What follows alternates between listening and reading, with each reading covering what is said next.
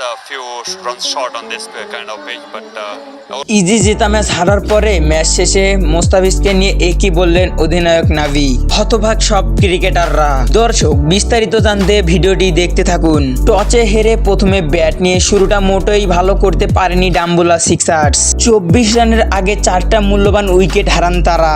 1 run করে out হন তাওহিদ হৃদয়। তবে পঞ্চম নাম্বার উইকেটের ঝুঁটিতে 150 রানে পার্টনারশিপে ম্যাচে ফেরেন ডাম্বুলা সিক্সার্স, যেখানে ব্যাট করেন জ্যাপম্যান, করেন 91 রান। সর্বশেষ 20 ওভারে ব্যাট করে 179 রান করেন ডাম্বুলা সিক্সার্স। ওই রানে ব্যাট করতে নেমে শুরুটা ভালো হয়নি ক্যান্ডির, যেখানে মোস্তাফিজ প্রথম ওভারে উইকেট নিল, বাকি ওভারগুলো ছিল খারাপের দিকে। 3 ওভার বল করে 44 রানে মাত্র একটা উইকেট পান মোস্তাফিজ।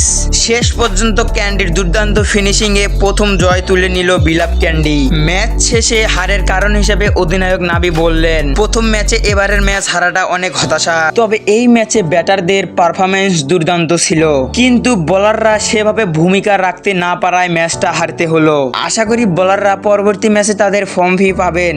মোস্তাফিজ আজ তার প্রতিদান রাখতে পারেনি, তাই বললেন পরবর্তী ম্যাচে আরো শক্তিশালী হয়ে মাঠে ফিরবো। তো দর্শক, ভিডিওটি ভালো লেগে থাকলে চ্যানেলটি সাবস্ক্রাইব করুন। ধন্যবাদ।